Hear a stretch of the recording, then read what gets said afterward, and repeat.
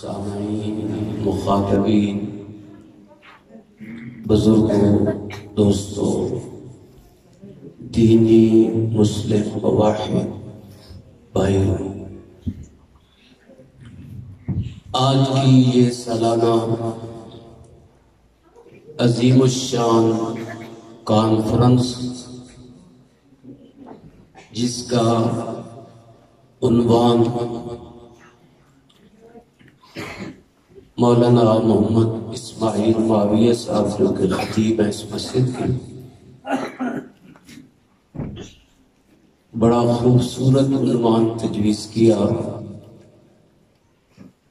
پیغمبر انقلاب کانفرنس۔ تو میں اسی عنوان پہ، وقت بڑا محدود ہے، انشاءاللہ میں اسی عنوان پہ قرآن و سنت کی روشنی میں اپنی معروضات آپ کے سامنے پیش کروں گا۔ آپ حضرات سے درخواست ہے میرے حق میں دعا فرمائیں، اللہ مجھے دیانت امانت کے ساتھ، شرح صدر کے ساتھ، محض اپنی رضا کے لیے بیان کرنے کی توفیق عطا فرمائے۔ بیان کے بعد بیان کرنے والا بھی محتاج ہے، سننے والے بھی محتاج ہیں۔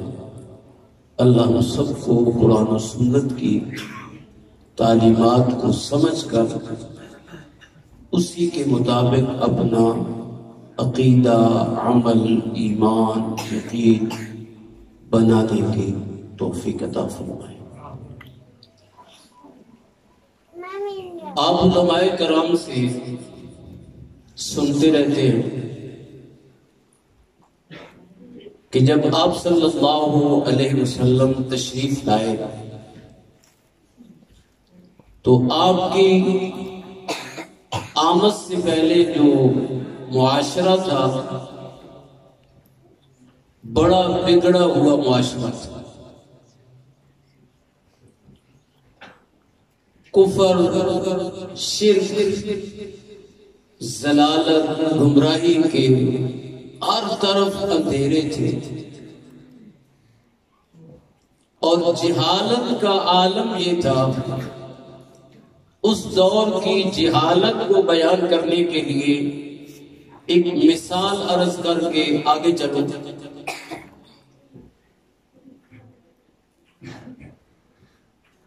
اپنے ہاتھوں سے ایک پتھر کا بت تراشتے،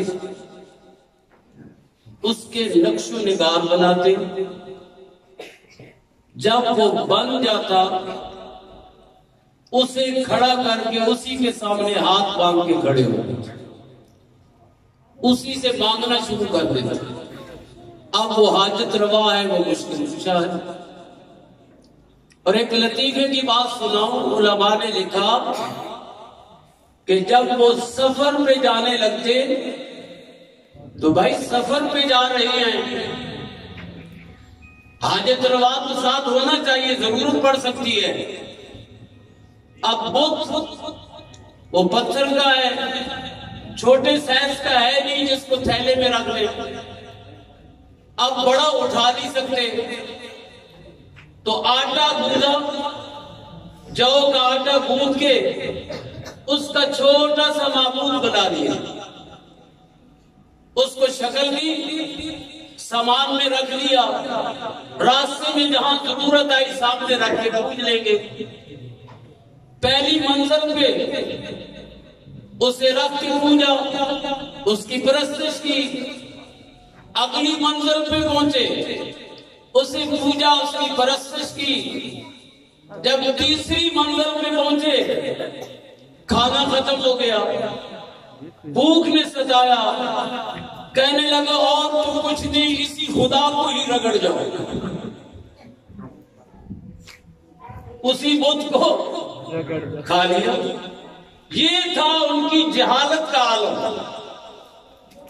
چھوٹی چھوٹی باتوں پہ ایک نے بکری لائی، پہلے میں پانی پلاؤں گا، دوسری نے کہا میں پلاؤں گا، اسی پہ لڑ پڑے، سالہ سال یہ سلسلہ چل نکلا اور اتنی بات پہ سینکڑوں بندے ختم ہوئے۔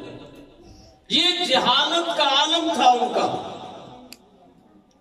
اس بگڑے ہوئے معاشرے میں پیغمبر انقلاب امام الانبیاء جناب محمد الرسول اللہ صلی اللہ علیہ وسلم تشریف لائے، پھر اللہ نے آپ کو انقلابی کتاب دی، میرے آقا نے وہ انقلاب اس سرزمین پہ بپا کیا کہ خدا کی قسم جب سے دنیا بنی ہے اس وقت سے لے کر آج تک اور آج سے لے کر قیامت تک اس انقلاب کی مثال نہیں ہے۔ کایا پلٹ کے رکھ دیا۔ اور سنگ دل، وہ تو ان کی جہالت کی مثال تھی، سنگ دل، پتھر دل اتنے کہ بچی کا وجود اپنے گھر میں برداشت نہیں گوارا۔ بچہ پیدا ہوتا ہے، خوشیاں مناتے ہیں، اور بچی پیدا ہو گئی تو منہ بنا کے اندر چھپ کے بیٹھ جاتا ہے۔ بچی کا باپ کہتا ہے میں کس منہ سے باہر نکلوں، لوگ کہیں گے بچی کا باپ ہے، حتیٰ کہ اس پیدا ہونے والی معصوم بچی کا وجود گوارا نہیں، وہ ظالم سگا باپ گڑا کھود کے اپنے ہاتھوں سے چیختی چلاتی معصوم بچی کو دفن کر کے آ جاتا۔ یہ تھا معاشرہ۔ پھر پیغمبر انقلاب تشریف لائے، پھر بتایا معبود کون ہوتا ہے۔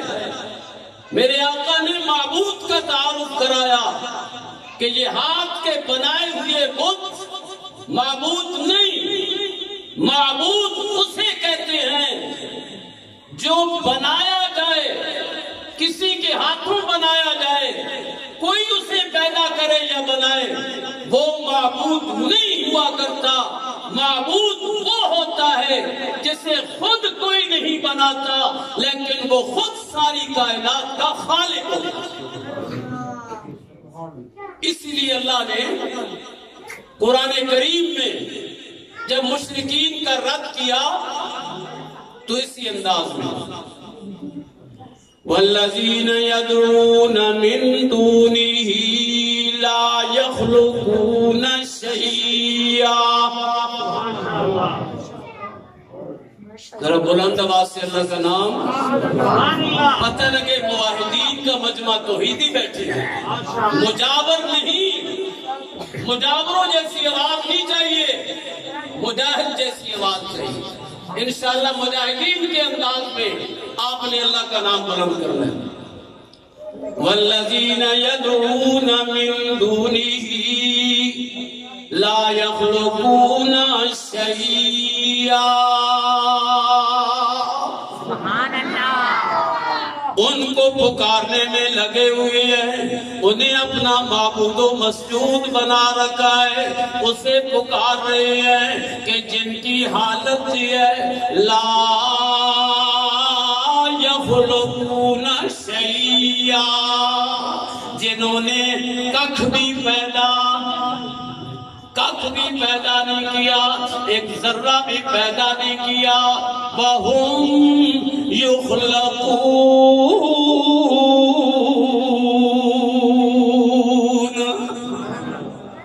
وہ خود بنائے گئے ہیں، وہ خود اللہ کے بنائے ہوئے ہیں۔ تو عرض کرنے کا مقصد یہ تھا معبود وہ ہوتا ہے جو ساری کائنات کا خالق ہوتا ہے اور باقی ساری اس کی مخلوق ہوتی ہے۔ میرے آقا امام الانبیاء نے انقلاب پیدا کیا، کہ ایک زمانہ تھا بتوں کو پوجا جا رہا تھا، بتوں کی پرستش ہو رہی تھی۔ اللہ کے مقدس گھر بیت اللہ میں خانہ کعبہ کے اندر بت رکھے ہوئے تھی۔ ظلم کی حد ہو گئی، ناانصافی کی حد ہو گئی۔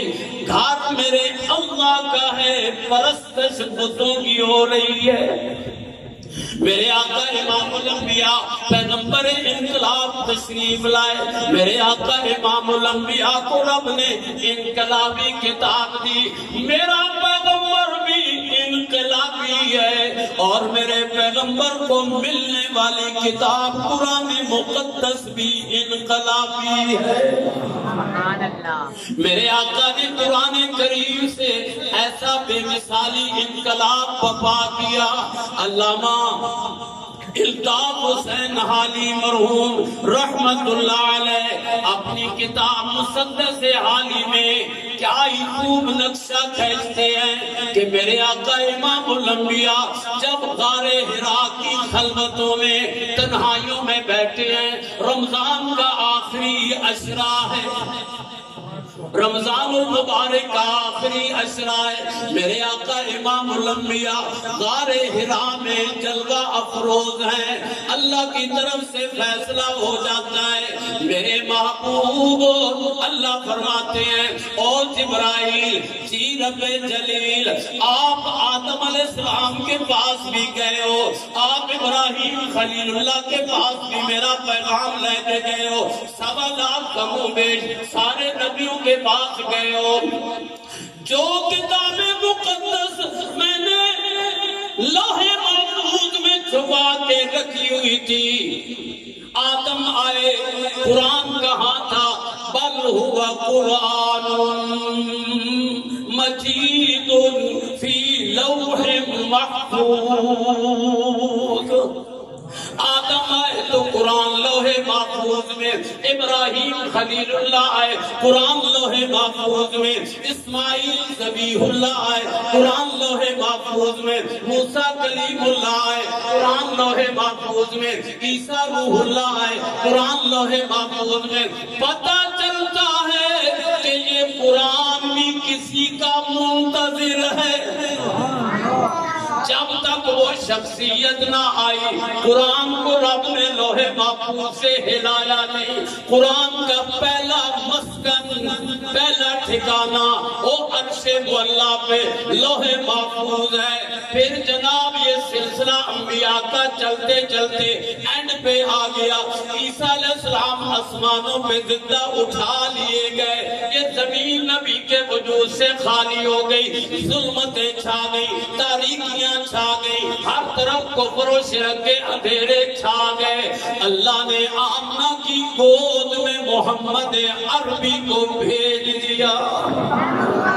وہ انقلابی پیغمبر تشریف لے آئے، لیکن ابھی تک اس انقلابی پیغمبر کی جوانی کا انتظار ہو رہا ہے۔ 5 سال کے ہو گئے، ابھی انتظار ہے، 10 سال ہو گئے، ابھی انتظار ہے، 20 سال کی عمر مبارک ہو گئی، انتظار ہے، 30 سال کی عمر مبارک ہو گئی، انتظار ہے۔ جب میرے آقا امام الانبیاء کی زندگی کا 40واں سال ہے، انتظار ختم، میرے آقا رمضان المبارک کا آخری عشرہ ہے، لیلۃ القدر کی مبارک رات ہے، غار حرا کی خلوتیں ہیں، میرے آقا وہاں تشریف فرمائے۔ سن 2000 میں جب حج کی حج بیت اللہ کے سفر پہ گیا دوستو، میں اس غار کے جب دروازے پہ پہنچا، خدا کی قسم جب میں نے نظر ڈالی میرا جسم پانی پانی ہو گیا۔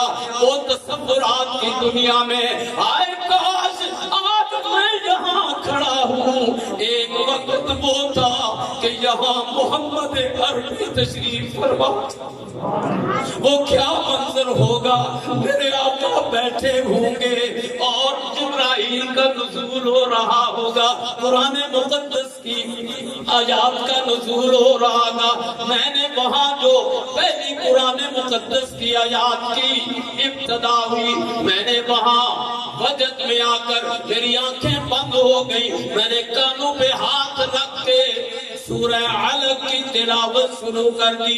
اقرأ باسم ربک الذی خلق، خلق الانسان من علق، اقرأ وربک الاکرم۔ میں تلاوت کرتے کرتے جب میں نے آنکھیں کھولی تو میرے اردا گرد 50 آدمی ایرانی، ملیشیا، انڈونیشیا اور پتہ نہیں کہاں کے مجمع کھڑا، وہ رو بھی رہے ہیں اور قرآن کریم کی تلاوت سن رہے ہیں۔ عرض کرنے کا مقصد یہ تھا میرے آقا وہاں تشریف فرمائیں، اللہ کی طرف سے پہلی وحی آتی ہے اور اللہ فرماتے ہیں او میرے محبوب آمنہ کے لال محمد عربی، آج تک تو محمد بن عبداللہ تھا، تجھے دنیا محمد بن عبداللہ کے نام سے یاد کرتی تھی، آج اضافہ ہو گیا ہے، آج کے بعد تو محمد بن عبداللہ بھی ہے اور محمد رسول اللہ بھی ہے۔ میں نے رسالت کا تاج آپ کے سر پہ سجا دیا ہے، اب ذمہ داریاں بڑھ گئی ہیں اور یہ محمد بن عبداللہ نبوت سے پہلے کی زندگی ہے، محمد الرسول اللہ اعلان نبوت کی بات کی زندگی ہے۔ دونوں زندگیوں پہ ایمان لانا ایمان کا جزو ہے، نماز پڑھتے ہو تشہد میں دونوں زندگیوں کا تذکرہ اور گواہی آتی ہے، کیا کہتے ہو؟ اشہد اللہ الہ اشہد اللہ الہ الا اللہ واشہد ان محمدا عبدہ۔ عبدہ پڑھو نا ذرا، عبدہ عبدہ، یہ میرے محبوب کی 40 سالہ زندگی کا ذکر ہو رہا، عبدہ محمد بن عبداللہ، اور جناب آگے کیا ہے؟ عبدہ ورسول میں اعلان نبوت کی بعد والی زندگی کا ذکر ہے۔ اللہ نے آپ کو قرآن مقدس جیسی انقلابی کتاب دی۔ میں عرض کر رہا تھا علامہ الطاف حسین حالی کا ذکر کر رہا تھا، وہ اپنی مسدس میں بڑا خوب نقشہ کھینچا ہے۔ وہ الطاف حسین حالی مرحوم فرماتے ہیں اتر کر ہرا سے سوئے قوم آیا، سبحان اللہ، اتر کر ہرا سے سوئے قوم آیا اور ایک نسخہ کیمیا ساتھ لایا۔ وہ نسخہ کیمیا قرآن مقدس، اتر کر ہرا سے سوئے قوم آیا اور ایک نسخہ کیمیا ساتھ لایا۔ وہ بجلی کا کڑکا تھا یا صوت ہادی، عرب کی زمین جس نے ساری ہلا دی۔ ایسا انقلاب آیا کہ ایک وقت تھا پتھروں کی پوجا ہو رہی تھی، پتھروں کے سامنے متھے ٹیکے جا رہے تھے، پتھروں سے مرادیں مانگی جا رہی تھی، ان پہ چڑھاوے چڑھائے جا رہے تھے۔ پھر ایک وقت وہ بھی آیا، میرے آقا نے ایسا انقلاب برپا کیا، ایسے انقلابی مجاہد تیار کیے، ایسے انقلابی مباحث تیار کیے کہ پھر میرے آقا کا تیار کرتا ہے ایک شاگرد، میرے آقا کے تیار کردہ جماعت کا ایک ہیرا، ایک شاگرد، میری مراد سیدنا حضرت فاروق اعظم رضی اللہ تعالی عنہ کعبے کا طواف کرنے لگے، اور جب کعبے کا طواف کرنا شروع کرنے لگے حجر اسود کے پاس آئے، کیونکہ حجر اسود کو بوسہ دے کے طواف کا پھیرا شروع کرنا میرے محبوب پیغمبر کی محبوب سنت ہے۔ سنت کے مطابق حجر اسود کو بوسہ دینے لگے، قریب ہوئے، آگے بڑھے، رک گئے، پیچھے ہٹ گئے، دیکھنے والے دیکھ رہے ہیں کہ یہ کیا ہو گیا فاروق اعظم، آگے بڑھتے بڑھتے پیچھے ہٹ گئے، تھوڑی دیر کے لیے رک گئے اور سیدنا فاروق اعظم اس حجر اسود کو خطاب کرتے ہیں، چونکہ پتھر تو سنتا، پتھر نے کیا سنا؟ مقصد اس کو سنانا نہیں تھا، مقصد امت تک پیغام توحید پہنچانا تھا، توحید کا پیغام پہنچانا تھا۔ اور لوگوں، آج تم درباروں کے پتھروں کو اٹھا کے اپنے جسم پہ ملتے ہو، اکھے جی پاوے دیاں گیٹیاں پھیریاں تے خارج گوڑے دا درد، اکھے جی فلانے دربار دی جناب میں گیٹیاں تے گولیاں چاہ کے گوڑیاں تے پھیریاں تے گوڑا، آپ دربار کی گیٹیوں اور پتھروں میں شفا لوٹتے ہو، یہ تو درباروں کے پتھر ہیں، لیکن جس پتھر کی میں بات کرنے لگا ہوں یہ دنیا کا پتھر نہیں، یہ تو دنیا میں آیا ہوا جنت کا پتھر ہے۔ سبحان حجر جس کو بوسہ دینا مسلمان اپنی اللہ، جس کو بوسہ نصیب ہو جائے تو وہ بڑی راحت محسوس کرتا ہے، بڑا دل کو سکون ملتا ہے۔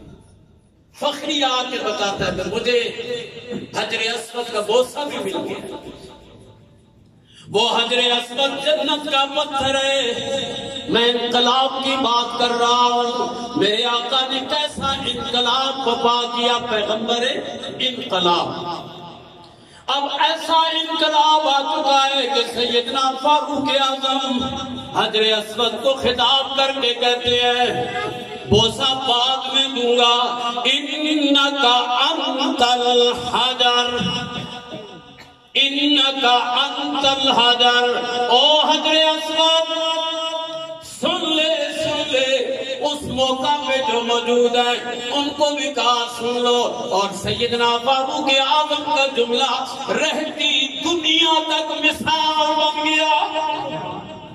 تو ایک پتھر ہے، میں فاروق اعظم تجھے نفع نقصان کا مالک سمجھ کے نہیں چوم رہا، نفع تیرے قبضے میں بھی نہیں، نقصان تیرے قبضے میں نہیں، لا تنفع ولا تضر، نہ تو میرے نفع کا مالک ہے نہ تو میرے نقصان کا مالک ہے۔ کیوں یہ سیدنا فاروق اعظم کیوں کہہ رہے ہیں کہ سیدنا فاروق اعظم کی تربیت میرے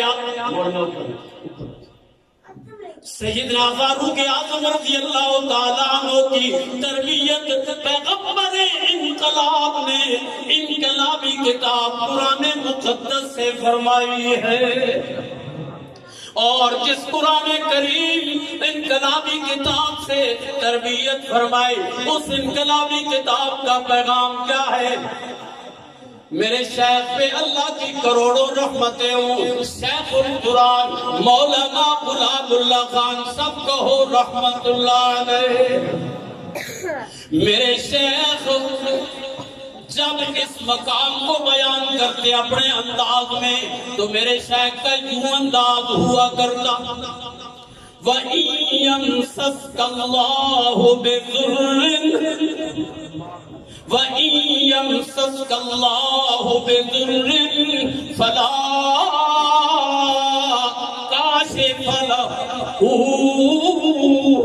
إِلَّا هُوَ وَإِن يُرِدْكَ بِخَيْرٍ فَلَا رَادَّ لِفَضْلِهِ۔ قرآن کا یہ پیغام ہے، لوگوں اگر اللہ کی طرف سے تکلیف کا فیصلہ ہو چکا ہے، دنیا کی کوئی طاقت ٹال نہیں سکتی، اور رب ٹالنے پہ آ جائے تو کوئی تکلیف دے نہیں سکتا۔ سیدنا فاروق اعظم کی تربیت انقلابی کتاب سے ہو چکی تھی. پیغمبر انقلاب نے ایسا مثالی شاگرد تیار کیا کہ حجر اسود کو کہتے ہیں انکا انت الحجر لا تنفع ولا تضر. تو میرے نفع کا بھی مالک نہیں, تیرے میرے نقصان کا بھی مالک نہیں. میں عمر تجھے کبھی بھی نہ چومتا, کبھی بھی بوسہ نہ دیتا اگر میرے محبوب محمد عربی نے تجھے نہ چوما ہوتا. میں تجھے نہیں چوم رہا ہوں, میں تو محمد عربی کے بوسے کو بوسا دے رہا ہوں. علامہ اقبال پہ اللہ کی رحمتیں ہوں, کیا خوب ترجمانی کر گئے سیدنا فاروق اعظم کی, کہ سیدنا فاروق اعظم کی قول کی ترجمانی علامہ اقبال کرتا ہے کہ تیرے بوسے کو ہم دیتے ہیں بوسا سنگے اسود پر, تیرے بوسے کو ہم دیتے ہیں بوسا سنگے اسود پر, وگرنہ ہم مسلمانوں کا کیا رکھا ہے ایک پتھر میں. انقلاب آ گیا, عقیدے میں انقلاب آ گیا, مواحد تیار ہو گئے, اور پھر عملی انقلاب ایسا آیا, وہی بچیوں کو زندہ دفن کرنے والے سکا باپ اپنی بچیوں کو زندہ درگور کر کے آ جاتا ہے, چیختی چلاتی معصوم بچی پہ مٹیاں ڈال کے آ جایا کرتے تھے. پیغمبر انقلاب نے وہاں ایسا انقلاب برپا کیا, میرے آقا امام الانبیاء نے ایسا مثالی معاشرہ تیار کیا, ایسی مثالی جماعت تیار کی, میرے آقا نے تربیت کی اور فرمایا او میرے ساتھیوں, او میرے قیامت تک آنے والے امتیوں, سن لو جناب رحمت للعالمین کا پیغام. جس کو رب 3 بچیاں عطا فرمائے, کتنی؟ 3 بچیاں رب عطا فرمائے, وہ بچیوں کی پیدائش پہ کہے الحمدللہ, اللہ میں تیری دہن پہ راضی ہوں, تیری عطا پہ راضی ہوں. پھر بچیوں کا اسلامی نام رکھے, اسلامی تعلیم و تربیت کرے. جب وہ بچی جوان ہو جائے مناسب جگہ پہ رشتہ کر کے بچی کو گھر سے نکاح کر کے رخصت کر دے. وہ بچیوں کا باپ میرے آقا امام الانبیاء نے فرمایا دن قیامت کے جنت میں محمد کے ساتھ ایسے ہوگا جیسے یہ 2 انگلیاں ملی ہوئی ہیں. صحابہ تو پھر حریص تھے, 3 کا ذکر آیا تو بولنے والا بول پڑا.